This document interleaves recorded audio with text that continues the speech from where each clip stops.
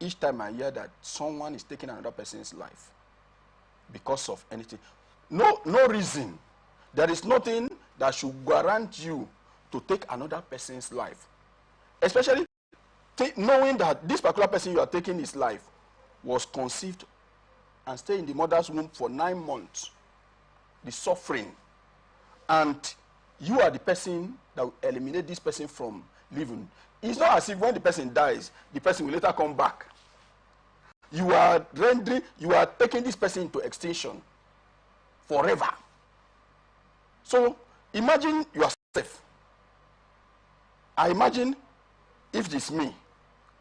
So somebody will just eliminate you from this world that God brought you to. Now this is you because you have this knowledge about life. Life is important to you, all right? Now, there are persons, like I said, those people that they know that if this thing is being taken away from them, they can't afford to get another. And then we are there in that mode, this is my property, I need to take it. How do you educate them? What are they supposed to do at that moment? There are rights groups in the country. There are groups that are there to protect the rights of, especially the people that, the weak. There are people. You can simply approach, we have the feeders, we have several right groups that are there to protect the rights of, the weak. There are even, if you approach some of these lawyers, they will be ready, some of them are ready to do a pro bono case for you.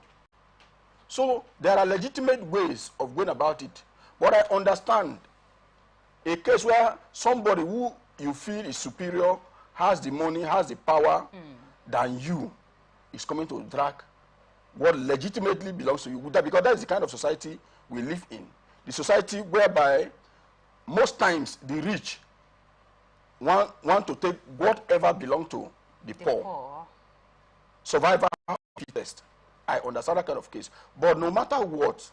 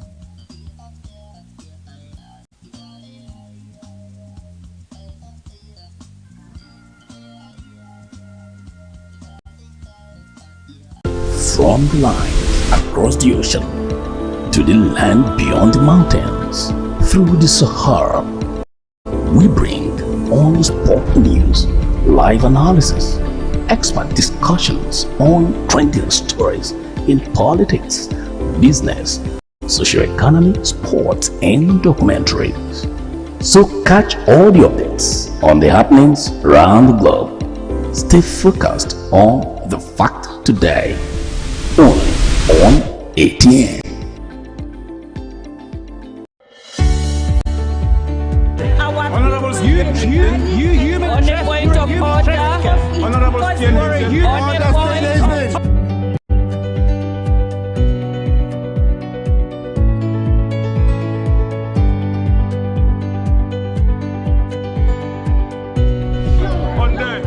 they are not picking our calls.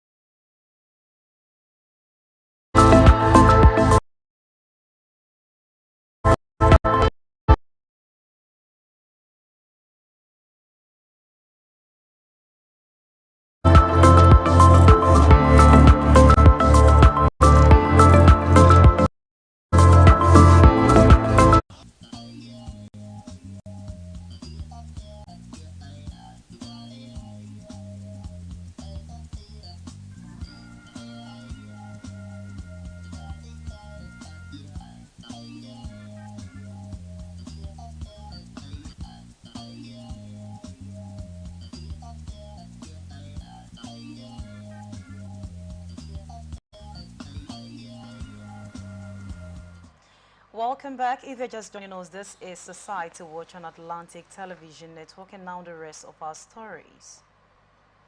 On economy, Nigerians are expected to spend over 725.1 billion naira on the 2024 edition of annual Hajj pilgrimage to the Holy Land of Makkah and Medina. This follows a directive by the National Hajj Commission of Nigeria, urging pilgrims to pay an additional 1.9 million balance before the March 29, 2024 deadline, in accordance with current foreign exchange rates. NACON, in a statement signed by the Assistant Director of Public Affairs Fatima Sura, explained that late and non-remittance of fares had pushed the Commission beyond the deadline given by the Saudi Ministry of Hajj and Umrah.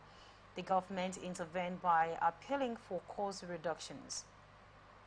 The additional 1.9 million will be spent by pilgrims who earlier paid the 4.9 million sum announced by NACON in February. Newly registering pilgrims have been directed to pay as much as 8.5 million for the exercise. A list of previously registered pilgrims released by the Commission, comprising intending pilgrims from across the 36 states of the Federation, the FCT, and the armed forces, shows that only 448,414 of the 95,000 pilgrimage slots allocated to Nigerians has paid the previous 4.8 million average price.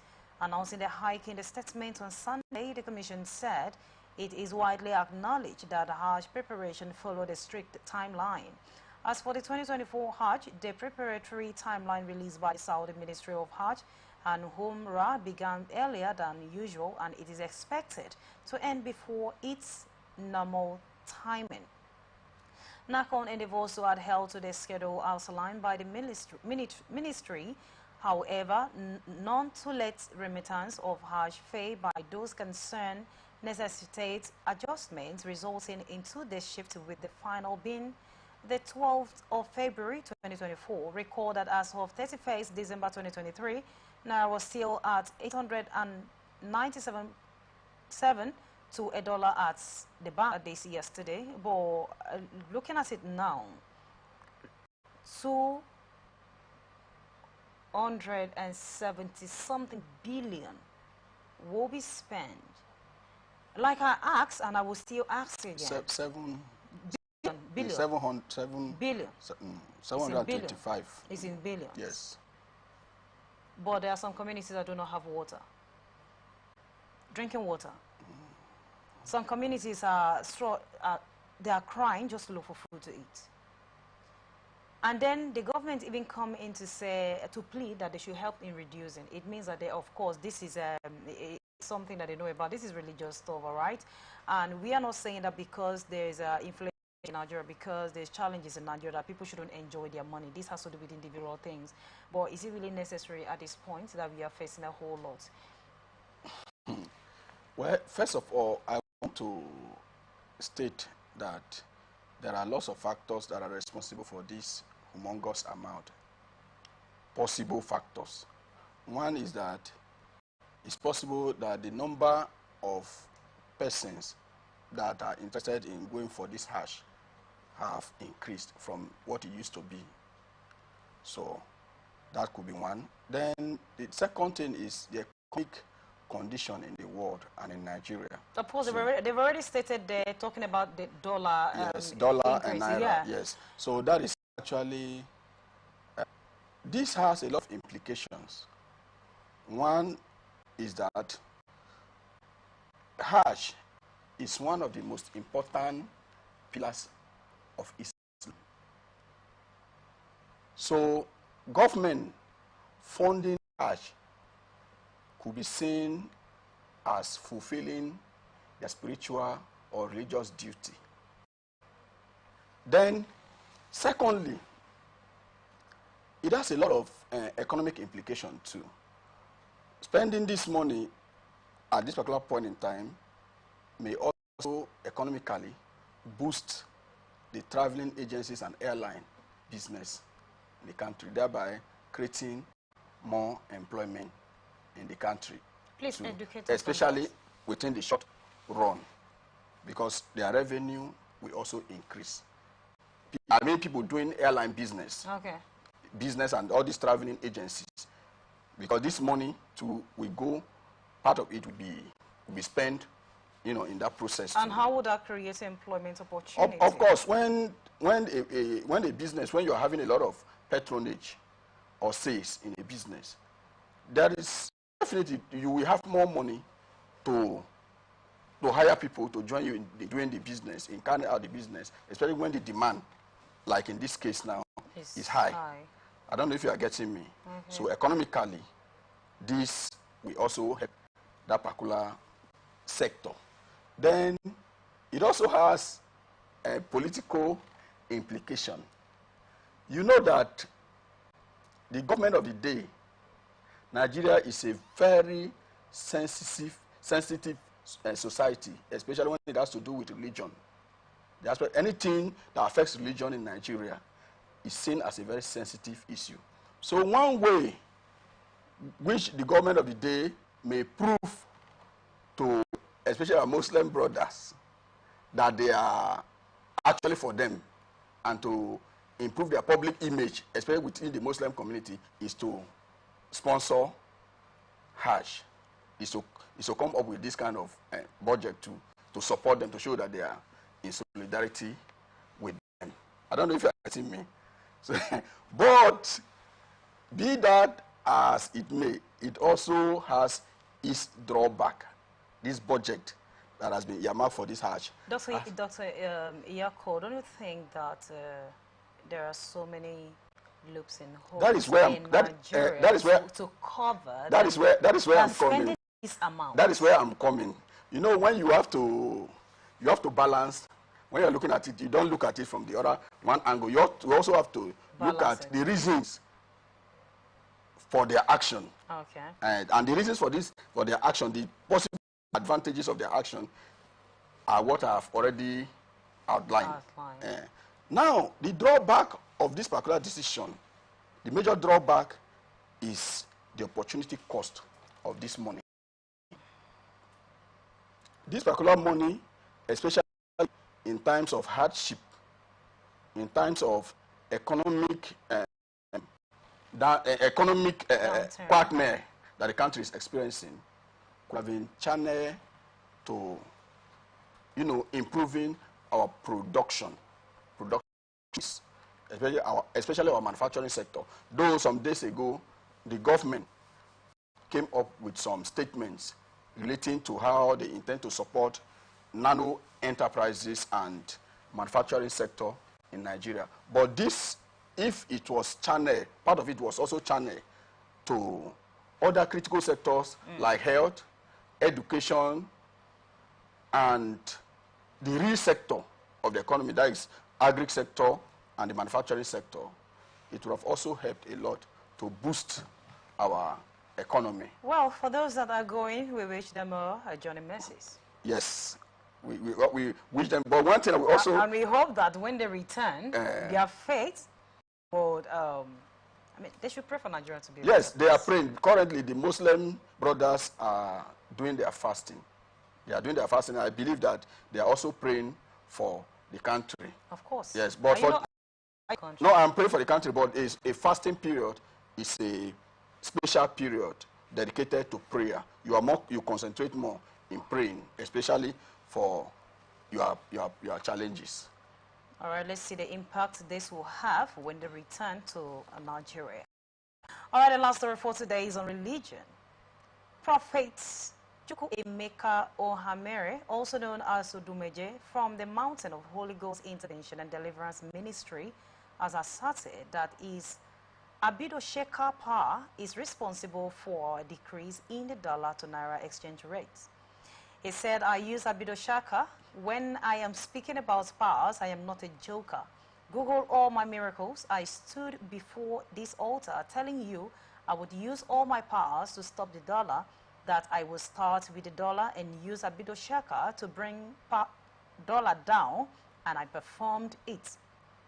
No pastor tried that. No pastor said that kind of thing. I will still bring down dollar and still handle the presidential seat of Nigeria. I have never said anything without perfecting it. Googles about my miracles. When I decide anything, that will happen with that seat. Anything I decide with that seat of president will happen. That is from the convener of Abido Sheka. Odumajainivero's footage has during one of the church performance claims that he used Abido Sheka to bring down the exchange rates dollar to naira. Well, let me hear from you. What do you think about this? It's not actually funny, though. Yeah, in the first place, I will not want to judge him because he's a religious leader. No man is allowed to be judged. Yes, with a lot of followers. Yes. I don't have the right to judge him because one of the most sensitive issues in Nigeria to dive into is religion. So I wouldn't want to judge him. But I want to look at what he has said. I want to ask myself, what is... Okay, you're asking yourself, not him, all right. What is Abido Shaka? It's a power. You don't know. Yes, but from his explanation, it tends to mean some form of power. Not form of power. It is one of his powers. Yes. So it's one of his powers. I read something about him a few days ago online where he was mentioning his powers. He mentioned over 10 powers that he has. And then one has... yes, Abido Shaka is one of the powers that he mentioned. Then the another one that he mentioned, I can remember, is Ndaboski. Ndaboski is one of the powers. But we also have to be very grateful that he has decided to use one of his powers to bring down the dollar. At this point in time, to bring down the dollar. Well, they say life is spiritual. Maybe because of this his powers, that is what has actually made the CBN to, be on their feet, to go after currency speculators that have been affecting our dollar to naira rate. So now that the revered man of God has decided to use one of his powers called Abido Shaka to bring this down, we just have to encourage him, because we have to look at the problem of Nigeria from a multi-dimensional, view. While we are looking at it from economic aspect of it, like the CBN is doing, if he has decided to look at it from the spiritual aspect, using his Abido Shaka, I think we also have to encourage him to, since we are not into that line, we also have to encourage him to go ahead to bring it down and down. Do you have to encourage him? Because, I mean, this is spiritual thing here we're talking about, and he decided to use the Abido Shaka for the dollar. And then a lot of issues are going on in Nigeria, insecurity and all of those. So do you have to encourage him to use